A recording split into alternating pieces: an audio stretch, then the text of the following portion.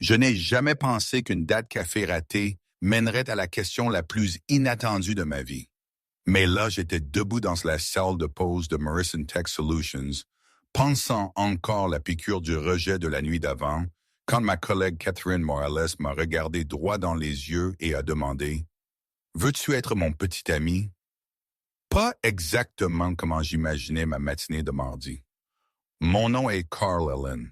J'ai 29 ans et je travaille comme développeur de logiciels dans ce centre-ville de Seattle. Jusqu'à ce moment, ma plus grande préoccupation était de savoir si le distributeur automatique accepterait enfin mon billet d'1 $ froissé. Catherine se tenait là, attendant une réponse, ses yeux sombres sérieux derrière ses lunettes à monture métallique, ses cheveux noirs habituellement parfaits, légèrement décoiffés par ce que je supposais être une matinée stressante. Elle portait sa tenue de travail standard, un blazer bleu marine et une jupe assortie, mais quelque chose dans sa posture suggérait que ce n'était pas une conversation d'affaires standard. Avant de voir comment cela se termine, dites-nous d'où vous regardez et faites monter l'engouement pour cette vidéo dans les commentaires. Cette histoire devient folle et j'ai besoin de savoir que vous êtes prêts pour elle. Laissez-moi revenir en arrière et expliquer comment nous en sommes arrivés là. 24 heures plus tard, j'étais assis en face d'Olivia Adams dans un café branché de Pine Street, la regardant vérifier son téléphone pour la 3e fois en 10 minutes. Olivia était tout ce que je pensais vouloir.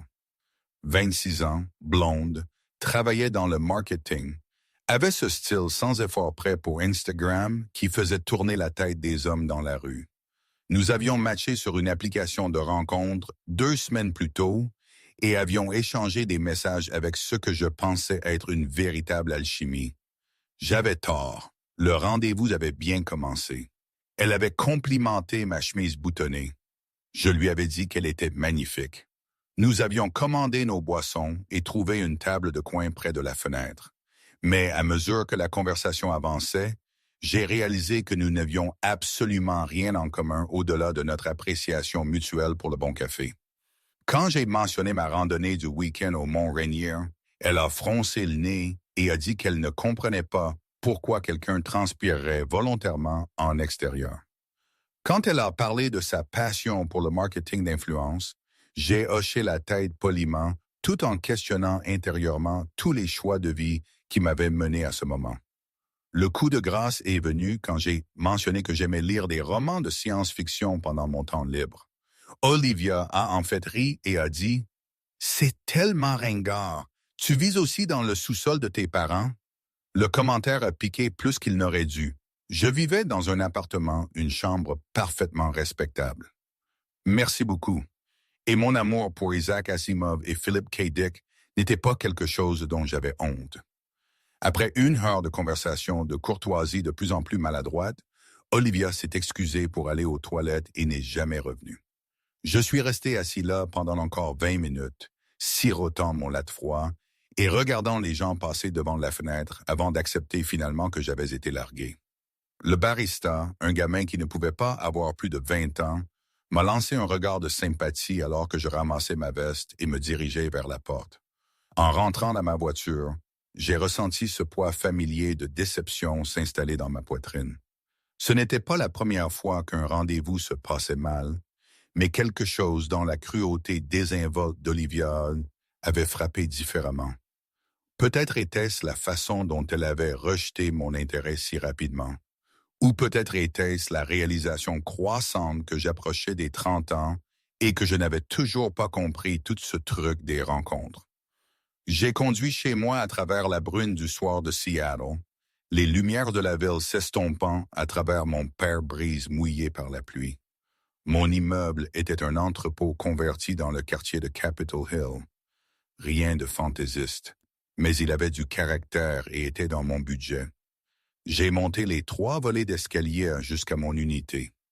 J'ai déverrouillé la porte et j'ai été accueilli par la vue de mon chat, Jeremy White, assis sur le comptoir de la cuisine avec une expression de jugement qui suggérait qu'il savait exactement comment ma soirée s'était passée. Jeremy était un grand tabby orange que j'avais adopté au refuge 2 ans plus tôt. Les bénévoles m'avaient prévenu qu'il avait des problèmes d'attitude, mais j'étais tombé amoureux de son visage grincheux et de la façon dont il semblait me jauger lors de notre première rencontre.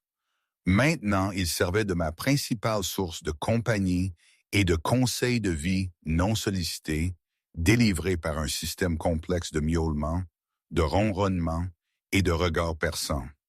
J'ai donné à Jeremy son dîner et j'ai réchauffé des restes de plats chinois pour moi-même, puis je me suis installé sur mon canapé avec un livre. Mais je ne pouvais pas me concentrer sur les mots. Au lieu de cela, je me suis retrouvé à penser à ce qu'Olivia avait dit, à savoir si j'étais vraiment juste un autre gars ringard qui ne pouvait pas se connecter avec les femmes de manière significative. La pensée me dérangeait plus que je ne voulais l'admettre. Le lendemain matin, je suis arrivé chez Morrison Tech Solutions avec un léger mal de tête et un sérieux casse de cafard du lundi. Oui, oui, lundi, même si c'était mardi. Le bureau était typique pour une entreprise de logiciels de taille moyenne. Plan d'étage ouvert, bureau debout, affiche de motivation sur le travail d'équipe et l'innovation, et une machine à café qui produisait une substance qui était techniquement du café, mais qui avait le goût de la déception. Je travaillais chez Morrison depuis 3 ans, depuis que j'avais obtenu mon diplôme en informatique de l'Université de Washington. Le poste était stable, le salaire était décent et mes collègues étaient généralement tolérables. Je travaillais sur l'optimisation des bases de données et aidais occasionnellement à la conception de l'interface utilisateur, ce qui était exactement aussi excitant que cela en a l'air. Catherine Morales travaillait en gestion de projet, 2 départements plus loin du mien.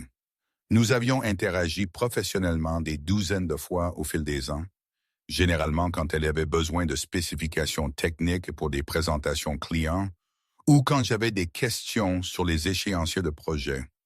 Elle était efficace, professionnelle et avait la réputation de pouvoir maîtriser même les projets les plus chaotiques. Ce que je savais de Catherine personnellement pourrait tenir sur un post-it. Elle avait la trentaine, était avec l'entreprise depuis 5 ans et gardait sa vie privée extrêmement privée. Elle déjeunait à son bureau la plupart des jours, arrivait tôt, restait tard et semblait avoir toute son existence organisée à la minute près. Je ne l'avais jamais vue au happy hour de l'entreprise ou aux fêtes d'anniversaire du bureau. Elle était polie mais distante, le genre de personne qui souriait professionnellement, mais ne laissait jamais personne s'approcher trop. Ce mardi matin, j'étais debout dans la salle de pause, attendant que la machine à café finisse son rituel de broyage quand Catherine est entrée. Elle avait l'air fatiguée, ce qui était inhabituel pour quelqu'un qui semblait généralement être sorti d'un magazine d'affaires. Ses cheveux étaient tirés en un chignon désordonné au lieu de sa queue de cheval lisse habituelle, et il y avait des cernes sous ses yeux que son maquillage ne pouvait pas tout à fait cacher. « Bonjour, Carl », dit-elle, sa voix portant une note de quelque chose que je ne pouvais pas tout à fait identifier. Dire peut-être ou épuisement. « Bonjour, Catherine, tout va bien ?» La question s'est échappée avant que je ne puisse me retenir.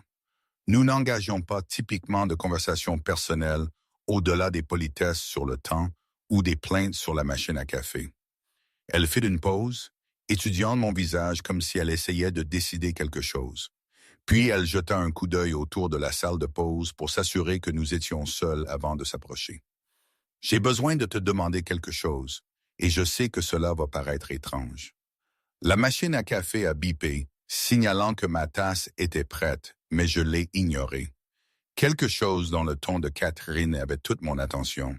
« J'ai une situation, continua-t-elle, sa voix baissant presque jusqu'à un murmure. Mes parents viennent ce week-end, ils montent de Portland et ils m'ont posé des questions sur ma vie personnelle. Plus précisément, ils m'ont demandé si je voyais quelqu'un. J'ai hoché la tête, ne sachant pas où cela allait, mais sentant que c'était important. Je leur ai peut-être dit que j'avais un petit ami, dit Catherine, les mots sortant dans un flot. Je sais que ça semble ridicule, mais ils ont été tellement inquiets pour moi depuis mon divorce, et ils essaient toujours de me caser avec les fils de leurs amis, et je voulais juste qu'ils arrêtent. Alors, Je leur ai dit que je sortais avec quelqu'un. Le divorce était une nouvelle pour moi. Je ne savais même pas que Catherine avait été mariée, ce qui en disait long sur le peu que nous savions réellement l'un de l'autre, malgré le fait de travailler dans le même bâtiment depuis 3 ans. Le problème est, continua-t-elle, ils veulent le rencontrer ce week-end. Ils s'attendent à dîner avec moi et mon petit ami, et je n'ai pas réellement de petit ami. Je commençais à voir où cela allait, mais j'ai attendu qu'elle l'explique. Je sais que nous ne nous connaissons pas très bien en dehors du travail, dit Catherine, ses joues rougissant légèrement. Mais tu sembles être une personne décente, et je suis désespéré. Serais-tu prêt à faire semblant d'être mon petit ami pour un seul dîner?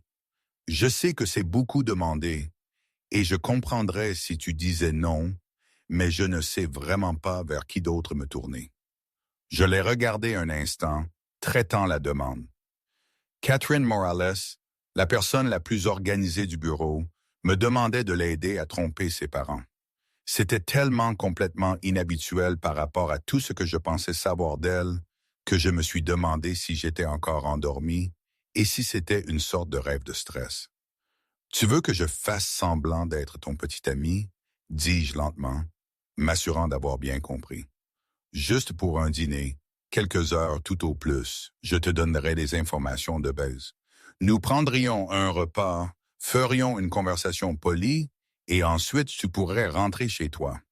Je paierai tout, bien sûr, et je te devrai une énorme faveur. » Il y avait quelque chose de vulnérable dans son expression que je n'avais jamais vu auparavant. Catherine Morales, qui pouvait gérer 6 projets simultanément et ne semblait jamais transpirer, avait l'air vraiment anxieuse.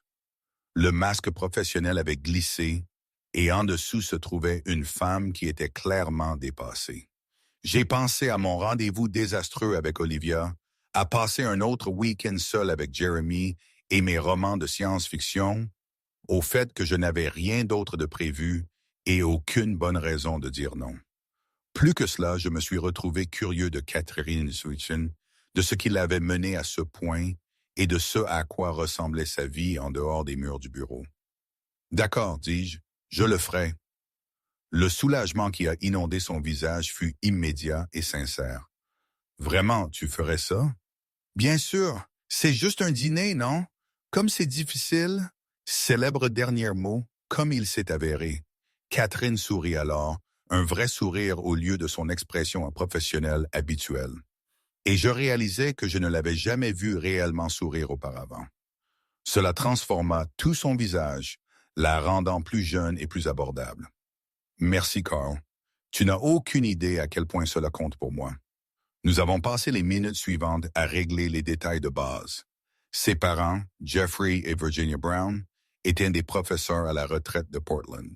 Ils étaient mariés depuis 35 ans et détenaient ce que Catherine décrivait comme agressivement sain. Le dîner était prévu pour samedi soir à l'appartement de Catherine. Elle cuisinerait, ce qu'elle m'assura qu'elle était capable de faire, malgré les preuves du contraire, sous la forme de son déjeuner quotidien de barres protéinées et de boissons énergisantes. Le reste de la semaine passa dans un flou de préparation et d'anxiété croissante. Catherine et moi nous sommes rencontrés pour un café mercredi soir afin de coordonner notre histoire. Nous avons choisi un endroit neutre, un petit café près du bureau assez fréquenté pour fournir une couverture à notre conversation, mais pas trop bruyant pour que nous ne puissions pas nous entendre. Catherine avait préparé des notes, de vraies notes tapées et imprimées avec des points à puce couvrant tout, de la façon dont nous nous étions supposément rencontrés à nos activités préférées partagées. Elle abordait le faux rendez-vous avec la même précision méthodique qu'elle apportait à la gestion de projet, ce qui était à la fois impressionnant et légèrement terrifiant. Nous nous sommes rencontrés à un happy hour de l'entreprise il y a 6 mois, expliqua-t-elle, consultant ses notes. Tu as renversé du vin sur ma robe et tu étais tellement désolé que j'ai accepté de te laisser payer le nettoyage à sec. Cela s'est transformé en café, qui s'est transformé en rendez-vous régulier. J'ai hoché la tête, essayant de mémoriser les détails. Quel genre de choses faisons-nous ensemble? La randonnée, dit-elle. Tu as mentionné que tu aimes ça et en fait, moi aussi, même si je n'ai pas eu beaucoup de temps dernièrement, nous cuisinons aussi ensemble parfois, regardons des films, les trucs habituels de couple. Tes parents savent ce que je fais dans la vie? Je leur ai dit que tu es développeur de logiciels, ce qui est vrai. Ils pourraient te poser des questions sur ta famille, tes antécédents, ce genre de choses. Je lui ai donné le résumé de base de ma vie. Parents divorcés quand j'avais 12 ans. J'ai vécu avec ma mère à Spokane jusqu'à l'université. Pas de frères et sœurs, pas de drames majeurs ni d'histoires intéressantes. Catherine a pris des notes, ce qui me donnait l'impression d'être interviewé pour un emploi que je n'étais pas sûr de vouloir. Et toi, demandai-je, que devrais-je savoir sur ta famille? Catherine hésita, et je pouvais la voir débattre de la quantité d'informations à partager. Mes parents sont de bonnes personnes, dit-elle finalement. Ils s'inquiètent pour moi. Ils pensent que je travaille trop et que je n'ai pas assez de vie sociale, ce qui est probablement vrai. Ils ont été dévastés quand mon mariage a pris fin il y a 2 ans et ils ont essayé de me réparer depuis. Que s'est-il passé? Demandai-je doucement. Avec ton mariage, je veux dire. Tu n'as pas à me le dire si tu ne veux pas. Elle resta silencieuse un long moment, regardant dans sa tasse de café. Son nom était Paul Rivera. Nous nous sommes rencontrés à l'université, sommes sortis ensemble pendant 4 ans. Nous sommes mariés juste après l'obtention du diplôme. Il était ambitieux, déterminé, voulait grimper les échelons de l'entreprise le plus vite possible. Je pensais que je voulais la même chose. Elle fit une pause, choisissant ses mots avec soin. Le problème était que Paul voyait notre mariage comme un autre élément sur sa liste de contrôle. Obtenir un diplôme, coche. Obtenir un emploi, coche. Se marier, coche. Avoir des enfants, coche. Sauf que je n'étais pas prête pour des enfants. Et je n'étais pas prête à sacrifier ma carrière pour soutenir la sienne. Nous avons commencé à nous disputer sur tout. L'argent, le temps, les priorités, ce à quoi nous voulions que notre vie ressemble. Je pouvais entendre la douleur dans sa voix. Même si elle essayait de rester factuelle, la goutte d'eau a été quand il a accepté un transfert de poste à Los Angeles sans me consulter. Il a juste supposé que je quitterais mon emploi et le suivrais. Quand j'ai dit non, il m'a accusé de ne pas être engagé dans notre mariage. L'ironie était que j'étais celle qui essayait de le sauver. Je suis désolé, dis-je, et je le pensais. Catherine haussa les épaules, mais je pouvais voir que le geste lui coûtait. C'est comme ça, le divorce a été finalisé il y a 18 mois et je me suis concentré sur le travail depuis. Mes parents continuent de me demander quand je vais recommencer à sortir avec quelqu'un et je leur dis toujours que je ne suis pas prête. Le faux petit ami semblait plus facile que d'expliquer que je ne suis plus sûr de croire au mariage. Nous avons passé 1 heure de plus à examiner les détails et les sujets de conversation potentiels. Catherine était méticuleuse jusqu'à l'obsession, anticipant des questions auxquelles je n'aurais jamais pensé et préparant des réponses pour des scénarios qui semblaient improbables au mieux. Au moment où nous nous sommes séparés, j'avais l'impression de me préparer à une représentation plutôt qu'à un dîner.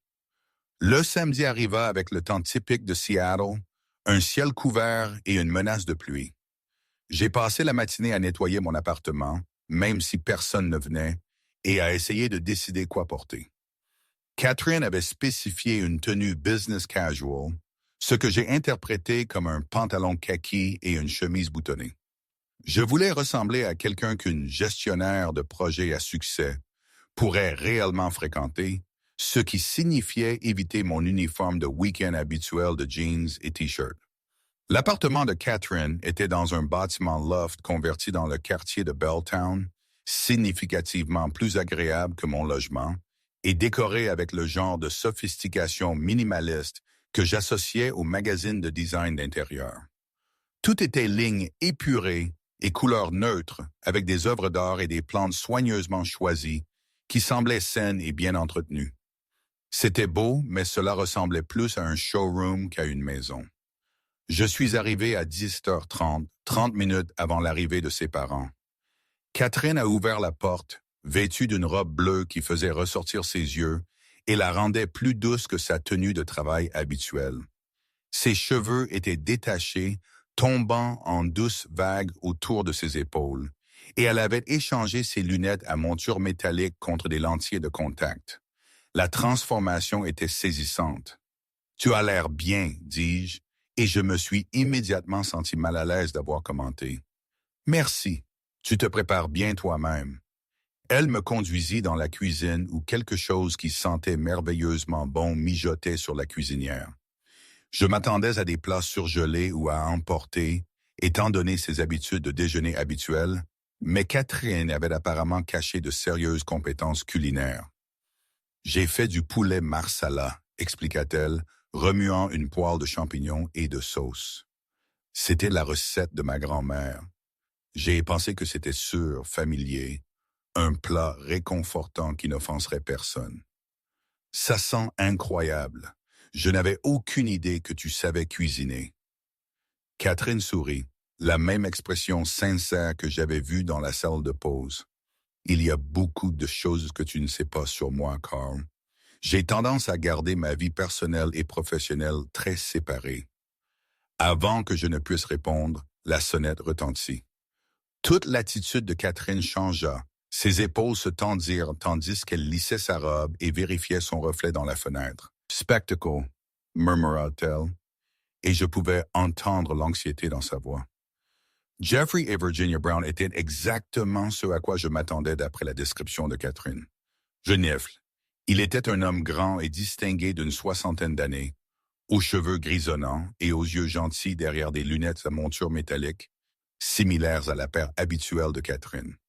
Elle était petite et énergique, avec des cheveux argentés coupés en un bob élégant, et le genre de sourire chaleureux qui vous faisait vous sentir instantanément le bienvenu. « Maman, papa, voici Carl, » dit Catherine, sa voix légèrement plus aiguë que la normale. « Carl, ce sont mes parents. » Virginia m'attira immédiatement dans une étreinte, ce qui me prit par surprise mais n'était pas désagréable. « Nous sommes si excités de te rencontrer enfin, » dit-elle. « Catherine nous a tant parlé de toi. » Jeffrey me serra la main d'une prise ferme et d'un regard scrutateur d'un père rencontrant le petit ami de sa fille pour la première fois. « C'est un plaisir de te rencontrer, Carl. Je crois comprendre que tu travailles dans le développement de logiciels. » « C'est ça. Je travaille dans la même entreprise que Catherine, en fait. C'est comme ça que nous nous sommes rencontrés. » Nous nous sommes installés dans le salon avec des verres de vin pendant que Catherine terminait de préparer le dîner. Ses parents étaient faciles à parler, posant des questions sur mon travail et mes antécédents avec un véritable intérêt, plutôt que l'interrogatoire auquel je m'attendais. Virginia voulait en savoir plus sur ma famille et Jeffrey était curieux des aspects techniques de mon travail. La conversation a coulé naturellement et je me suis retrouvé à me détendre malgré la nature artificielle de la situation. Les parents de Catherine étaient des gens vraiment gentils. Le genre de couple qui se tenait toujours la main après 35 ans de mariage et qui terminait les phrases l'un de l'autre. Ils adoraient clairement leur fille et étaient ravis de la voir avec quelqu'un qui semblait la rendre heureuse. Le moment difficile est venu pendant le dîner, quand Virginia a demandé comment nous savions que nous étions faits l'un pour l'autre. Catherine et moi avons échangé un rapide coup d'œil à travers la table. Nous n'avions pas préparé pour ce niveau de profondeur émotionnelle dans notre fausse relation. « Je pense que ce sont les petites choses, » dit Catherine avec précaution.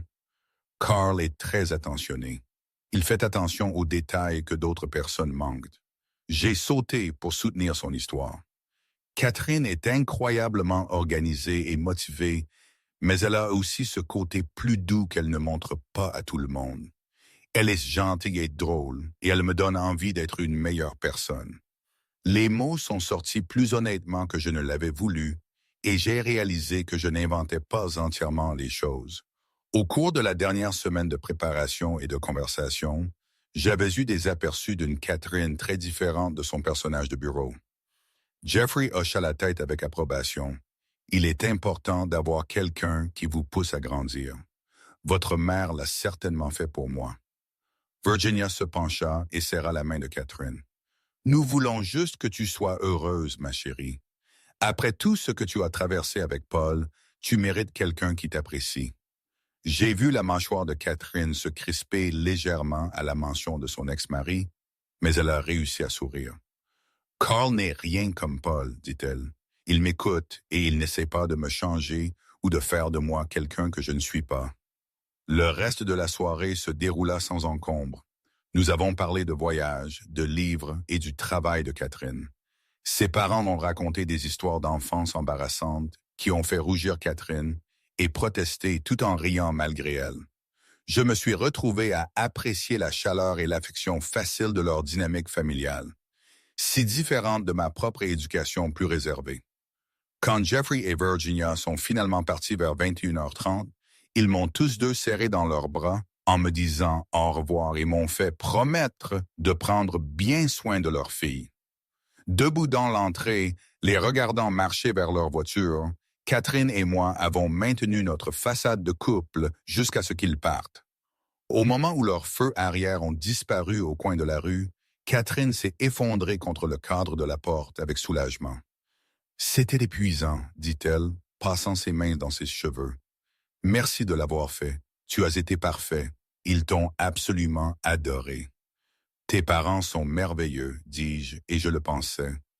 Je comprends pourquoi tu ne voulais pas les décevoir. » Nous sommes rentrés à l'intérieur pour nettoyer la vaisselle du dîner, travaillant ensemble dans un silence confortable. Il y avait quelque chose d'intime dans la routine domestique, debout côte à côte à l'évier de sa cuisine, qui rendait la soirée moins une performance et plus un aperçu de ce à quoi pourrait ressembler une vraie relation avec Catherine.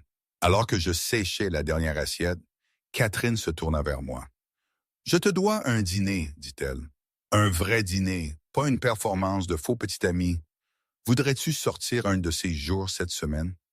En ami, je veux dire, pour te remercier comme il se doit. » J'aimerais ça, dis-je, surpris de la sincérité de mes paroles.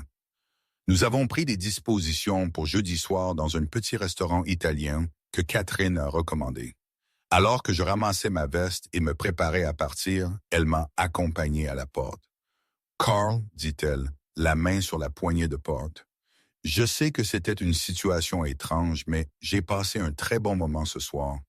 Pas seulement la partie performance, mais te parler, mieux te connaître. J'ai réalisé que nous travaillions dans le même bâtiment depuis 3 ans et je ne savais presque rien de toi. Le dîner du jeudi fut différent de ce à quoi je m'attendais. Au lieu d'un rapide repas de remerciements, Catherine et moi avons fini par parler pendant 3 heures. Sans la pression de maintenir une fausse relation, notre conversation se sentait naturelle et sans retenue.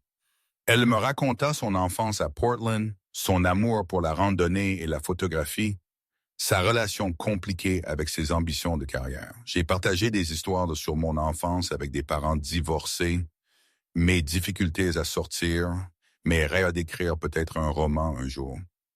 Il y avait une aisance entre nous que je n'avais pas ressentie avec personne depuis longtemps. Catherine était drôle d'une manière sèche et observatrice qui me surprenait. Elle avait des opinions bien arrêtées sur tout, de l'urbanisme au meilleur café de Seattle, et elle n'avait pas peur de débattre avec moi quand je n'étais pas d'accord.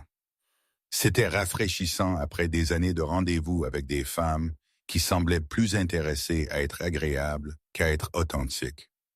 Quand le restaurant commença à fermer autour de nous, nous avons ramassé nos affaires à contre-cœur et sommes sortis. La soirée à Seattle était fraîche et claire, le genre de nuit qui donnait à la ville l'impression d'être pleine de possibilités. « J'ai passé un très bon moment », dit Catherine alors que nous nous tenions à côté de sa voiture. « Je le pense. Ce n'était pas ce à quoi je m'attendais quand je t'ai demandé de faire semblant d'être mon petit ami. » « À quoi t'attendais-tu? » Elle rit. « Honnêtement, je pensais que ce serait maladroit et transactionnel. Dîner avec mes parents, merci, au revoir. Retourner à être des collègues polis qui discutent occasionnellement des échéanciers de projets. Et maintenant, je me demande pourquoi nous n'avons jamais essayé d'être de vrais amis avant. » Au cours des semaines suivantes, Catherine et moi avons commencé à passer du temps ensemble en dehors du travail.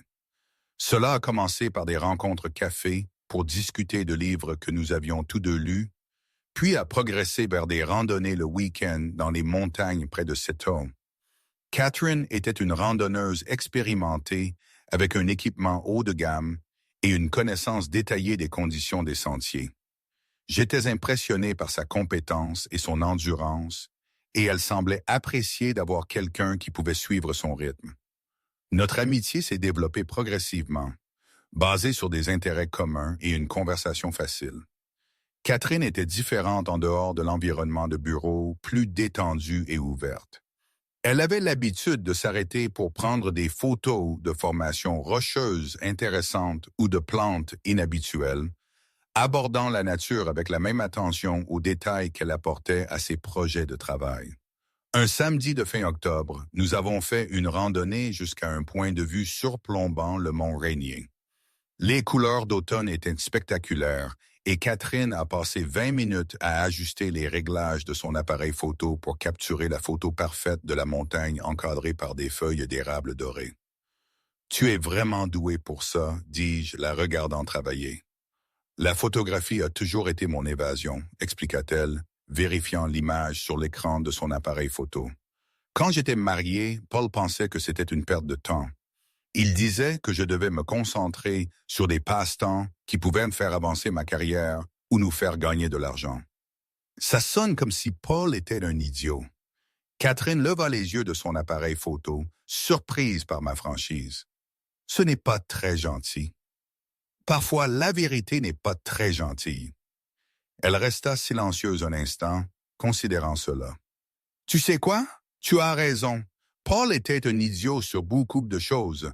J'ai dépensé tellement d'énergie à essayer de faire fonctionner notre mariage que j'ai arrêté de faire la plupart des choses que j'aimais vraiment. Qu'as-tu arrêté d'autres? La cuisine, par exemple.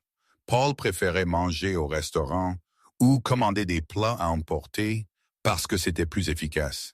J'adorais expérimenter de nouvelles recettes, mais il me faisait sentir que c'était une perte de temps.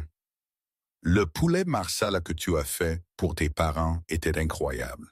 Catherine sourit. C'était la première fois que je faisais cette recette en 3 ans. Ça faisait du bien de cuisiner quelque chose de significatif à nouveau. En novembre, apportant des jours plus courts et la bruine constante qui définissait les hivers de Seattle, Catherine et moi nous sommes installés dans une routine confortable. Nous prenions le café ensemble la plupart des matins avant le travail, déjeunions ensemble lorsque nos horaires le permettaient et passions la plupart des week-ends à explorer différents quartiers ou sentiers de randonnée. Nos collègues ont commencé à remarquer que nous passions du temps ensemble, mais nous avons détourné les questions avec des commentaires vagues sur le fait d'être amis. Le passage de l'amitié à quelque chose de plus profond s'est produit progressivement, si lentement que je ne l'ai presque pas remarqué au début.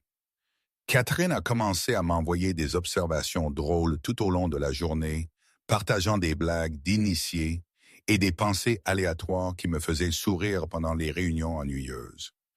Quand elle est tombée malade de la grippe à la mi-novembre, je lui ai apporté de la soupe et suis resté regarder des films avec elle, même si elle protestait qu'elle avait l'air terrible et pouvait être contagieuse. La soirée qui a tout changé a commencé comme les autres. Catherine m'avait invité à dîner, affirmant qu'elle voulait essayer une nouvelle recette de ragoût de bœuf. Je suis arrivé à son appartement pour la trouver dans la cuisine, remuant d'une marmite qui sentait le ciel et semblait avoir cuisiné toute la journée.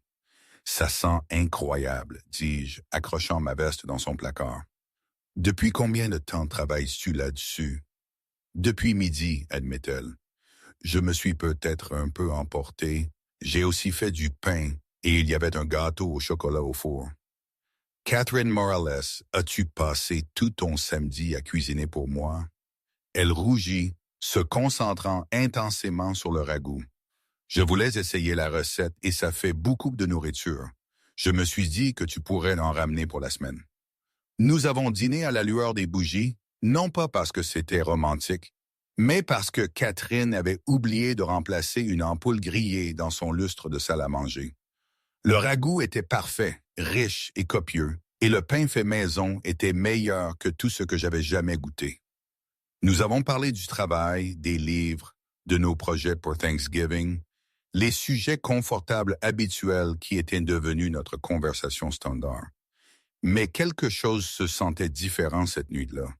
Peut-être était-ce l'éclairage intime ou peut-être était-ce la façon dont Catherine avait fait tant d'efforts pour préparer un repas spécial, mais je me suis retrouvé à la regarder vraiment d'une manière que j'avais évitée pendant des semaines. Elle était belle, non pas de la manière évidente qui m'avait attiré vers des femmes comme Olivia, mais d'une manière plus calme, plus substantielle. Son visage était animé quand elle parlait de choses qui lui tenaient à cœur, ses yeux s'illuminant d'intelligence et d'humour.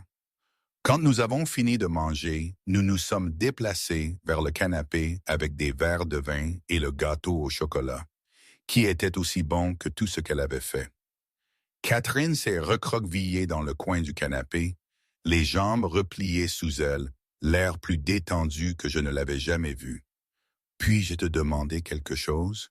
dit-elle, sa voix plus douce que d'habitude. « Bien sûr. Te demandes-tu jamais ce qui se serait passé si nous nous étions rencontrés dans des circonstances différentes? Si je n'avais pas été désespéré et t'avais demandé de faire semblant de sortir avec moi, j'ai considéré la question. Honnêtement, je pense que nous aurions continué à être des collègues polis qui discutent occasionnellement des échéances de projet. Je n'aurais jamais eu le courage de te demander de sortir. Pourquoi pas? Parce que tu es Catherine Morales. Tu es brillante et organisée et intimidante à mourir. Je ne suis qu'un développeur de logiciels qui lit de la science-fiction et a un chat nommé Jeremy. Catherine rit. Tu me trouves intimidante? Terrifiante même, Carl, dit-elle, posant son verre de vin et se tournant pour me faire face complètement. J'ai quelque chose à avouer. J'ai attendu, soudainement nerveux de ce qu'elle pourrait dire. La raison pour laquelle je t'ai demandé de faire semblant d'être mon petit ami n'était pas seulement parce que j'étais désespéré. Elle dit, « Je t'observais depuis des mois avant cela. Tu étais toujours gentil avec les gens, même quand ils étaient difficiles. Tu as aidé Betty Hall avec ses problèmes d'ordinateur, même si ce n'était pas ton travail. Tu te souviens de l'anniversaire de Jeffrey Smith et tu lui as apporté du café quand il avait une mauvaise journée après l'opération de son père. Tu étais juste vraiment gentil et ce n'est pas quelque chose que l'on voit très souvent. Je ne savais pas quoi dire à cela. Quand Olivia Adams t'a rejeté cette nuit-là, j'ai voulu la trouver et lui dire qu'elle était idiote de ne pas voir quelle personne incroyable tu es. Tu savais pour le rendez-vous avec Olivia? Catherine hocha la tête. Tout le bureau le savait. Betty vous a vus au café et l'a mentionné le lendemain. Quand tu es arrivé avec l'air de quelqu'un qui s'est fait botter son chien, nous avons tous supposé que ça ne s'était pas bien passé. Je sentis mon visage rougir de gêne. Super. Donc, mes désastres amoureux sont maintenant le divertissement du bureau. Non, dit Catherine rapidement. Ce n'était pas comme ça. Les gens étaient vraiment inquiets pour toi. Tu es très apprécié, Carl, plus que tu ne le réalises. Nous sommes restés silencieux un instant, traitant cette révélation. Les bougies vacillaient dans le courant d'air de son système de chauffage, projetant des ombres dansantes sur les murs. « Catherine, dis-je finalement, puis-je te demander quelque chose maintenant? » Elle hocha la tête. « Cette nuit-là, quand tu m'as demandé d'être ton faux petit ami, y avait-il une partie de toi qui espérait que cela devienne réel? » Elle resta silencieuse si longtemps que j'ai commencé à penser que j'avais dépassé les bornes. Puis elle se pencha et prit ma main, ses doigts chauds et légèrement tremblants. « Oui, dit-elle simplement, j'espérais exactement ça. » Le baiser qui a suivi fut doux et hésitant, rien de tel que les étreintes passionnées que l'on voit dans les films. Il fut prudent et interrogateur. Nous avions tous deux peur de ruiner ce que nous avions construit. Mais quand Catherine s'est reculée et m'a souri, j'ai su que tout avait changé. Nous avons passé le reste de la soirée à parler de ce que cela signifiait, de ce que nous voulions, de ce dont nous avions peur. Catherine s'inquiétait que sortir avec un collègue soit compliqué et potentiellement problématique. Je m'inquiétais de ne pas être assez performant ou assez ambitieux pour quelqu'un comme elle. Nous nous inquiétions tous les deux de pouvoir être meilleurs en amis et que poursuivre une relation amoureuse puisse ruiner ce que nous avions. Mais sous toutes les préoccupations et les anxiétés, il y avait une vérité simple. Nous tenions l'un à l'autre, non seulement en tant qu'amis, mais en tant que quelque chose de plus profond et de plus significatif. Je devrais probablement y aller, dis-je vers minuit, bien que je ne veuille pas partir. Tu pourrais rester, dit Catherine doucement. Je veux dire, tu pourrais dormir sur le canapé si tu veux. Il est tard et tu as bu. Je savais qu'elle offrait plus qu'un simple endroit pour dormir, mais je savais aussi que nous avions tous les deux besoin de temps pour digérer ce qui s'était passé. J'aimerais ça, dis-je. Catherine m'apporta un oreiller et une couverture, puis hésita à l'entrée de sa chambre. Bonne nuit, Carl. Bonne nuit, Catherine. Mais aucun de nous n'a beaucoup dormi cette nuit-là. J'étais étendu sur son canapé confortable, regardant le plafond et rejouant chaque instant de la soirée. De l'autre pièce, j'entendais Catherine bouger, probablement faisant la même chose. Le lendemain matin apporta la maladresse que j'attendais. Catherine sortit de sa chambre, l'air incertain et légèrement gênée, comme si elle ne savait pas comment se comporter avec moi maintenant que tout avait changé. Nous avons fait du café ensemble dans sa cuisine, nous heurtant l'un à l'autre plus que nécessaire dans le petit espace. Nous étions tous deux hyper conscients de chaque toucher accidentel. À propos de la nuit dernière, commença Catherine, puis s'arrêta. J'ai attendu, lui laissant l'espace de travailler sur ce qu'elle pensait. Je ne veux pas que tu aies l'impression que je t'ai forcé à quoi que ce soit, dit-elle. Ou comme si tu devais faire semblant d'avoir des sentiments pour moi parce que j'ai dit que j'avais des sentiments pour toi. Catherine, dis-je, posant ma tasse de café et me tournant pour lui faire face. Je suis tombé amoureux de toi depuis des semaines, peut-être plus longtemps. J'avais juste trop peur de l'admettre, même à moi-même. Le soulagement sur son expression fut immédiat. Vraiment, vraiment. Tu es brillant et drôle et beau, et tu fais le meilleur ragoût de bœuf que j'ai jamais goûté. Tu prends des photos de montagne comme si c'était des œuvres d'art, et tu te souviens comment tout le monde aime son café. Tu n'es rien de ce que je pensais vouloir, et tout ce dont je ne savais pas que j'avais besoin. Catherine s'approcha, levant la main pour toucher mon visage. J'avais si peur que tu sois juste gentil avec moi, par pitié ou obligation. Fais-moi confiance, dis-je, couvrant sa main de la mienne. La pitié est la dernière chose que je ressens pour toi. Nous avons passé ce dimanche matin à discuter de la manière de naviguer dans une relation qui avait commencé comme une fosse. Nous avons décidé d'y aller lentement, de garder nos relations personnelles séparées du travail autant que possible et d'être honnêtes l'un envers l'autre sur nos peurs et nos attentes. La transition du faux rendez-vous au vrai rendez-vous a été étonnamment fluide. Nous connaissions déjà les habitudes et les préférences de l'autre. Nous avions déjà des routines établies et des blagues d'initiés. Ce qui a changé, c'est le niveau d'intimité et de vulnérabilité que nous étions prêts à partager. Catherine m'a parlé de la solitude qui avait suivi son divorce, de la façon dont elle s'était jetée dans le travail pour éviter de faire face à ses émotions. Je lui ai parlé de mon schéma de fréquenter des femmes qui ne me convenaient absolument pas, de ma peur de ne pas être assez intéressant ou assez performant pour retenir l'attention de quelqu'un à long terme. Notre premier rendez-vous officiel fut un dîner dans le même restaurant italien où Catherine m'avait remercié pour la performance du faux petit ami. Nous nous sommes assis à la même table, mais tout semblait différent. Au lieu de deux amis qui apprennent à se connaître, nous étions deux personnes choisissant consciemment de construire quelque chose ensemble. L'aspect physique de notre relation s'est développé progressivement. Catherine était prudente en matière d'intimité, portant encore les cicatrices de son mariage, et j'étais déterminé à ne pas la brusquer. Notre premier vrai baiser a eu lieu 2 semaines après cette nuit sur son canapé, debout sur le parking après un film, et cela valait l'attente. En décembre, nous avions trouvé un rythme confortable. Catherine venait chez moi les soirs de semaine, apportant des plats à emporter et m'aidant à apprendre à Jeremy à tolérer sa présence. Je passais les week-ends chez elle à cuisiner des repas élaborés et à planifier notre prochaine aventure de randonnée.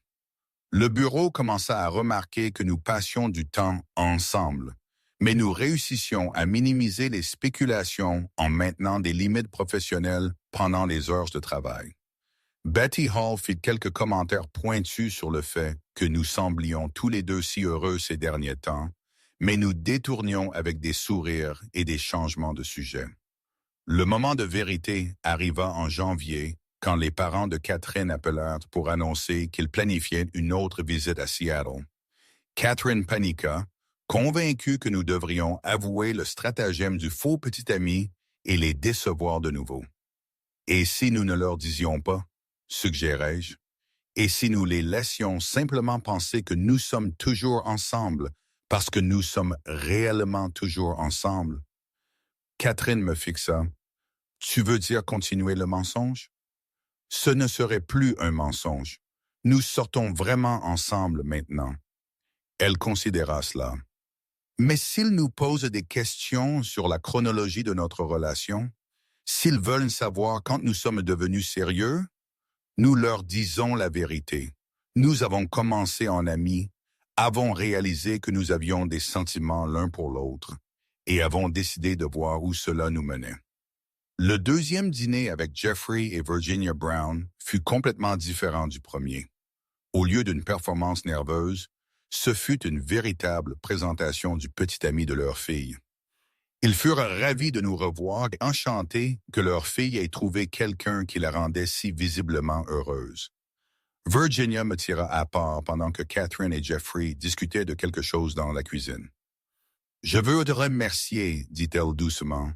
Je n'ai pas vu Catherine aussi détendue et contente depuis des années. Quoi que tu fasses, continue de le faire. » « Je ne fais rien de spécial, dis-je. J'essaie juste d'être digne d'elle. » « C'est exactement ce que je veux dire, dit Virginia avec un sourire. 6 mois plus tard, Catherine et moi avons emménagé ensemble. Nous avons choisi un nouvel appartement, un territoire neutre qui nous appartenait à tous les deux, plutôt que d'essayer de fusionner nos vies séparées dans l'un de nos espaces existants. Jeremy s'est adapté au changement, avec une dignité féline typique, acceptant la présence de Catherine tant qu'elle continuait à fournir des friandises pour chats de haute qualité et ne réarrangeait pas ses endroits préférés pour dormir. Notre relation n'était pas parfaite. Catherine travaillait toujours trop et avait du mal à déléguer des responsabilités. Je luttais toujours avec le doute de soi et avais tendance à éviter les conversations difficiles.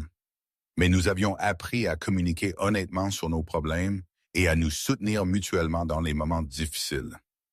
Le stratagème du faux petit ami était devenu une blague récurrente entre nous, une histoire que nous racontions lors des fêtes pour expliquer comment nous nous étions rencontrés.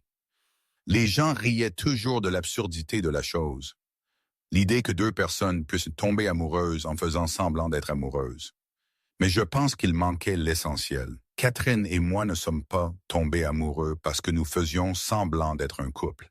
Nous sommes tombés amoureux parce que la prétention nous a donné la permission de nous voir tels que nous étions réellement, sans les barrières et les suppositions qui nous avaient maintenus étrangers, malgré le fait de travailler dans le même bâtiment pendant 3 ans. En regardant en arrière maintenant, je réalise que les meilleures relations commencent souvent de la manière la plus inattendue. Parfois, il faut faire semblant avant de pouvoir y arriver. Parfois, il faut faire semblant d'être courageux avant de pouvoir l'être réellement. Et parfois, la personne avec qui vous êtes destiné est juste devant vous, vous demandant si vous voulez être son petit ami, même si ce n'est que pour un dîner avec ses parents. Si vous croyez aux secondes chances et aux histoires d'amour inattendues, cliquez sur le bouton « J'aime » et abonnez-vous pour plus de romances de la vie réelle. Dites-moi dans les commentaires d'où vous regardez et si vous avez déjà dû simuler une relation qui est devenue réelle. Et rappelez-vous, l'amour ne ressemble pas toujours à ce à quoi vous vous attendez. Mais quand vous le trouvez, cela vaut chaque moment maladroit et chaque conversation nerveuse qui vous y a mené. Catherine et moi sommes toujours ensemble, toujours à gravir des montagnes et à cuisiner des repas élaborés et à naviguer dans la belle complexité de construire une vie avec quelqu'un qui vous voit exactement tel que vous êtes et vous choisit quand même. Il s'avère que le meilleur petit ami que j'ai jamais prétendu être n'était qu'une pratique pour le vrai.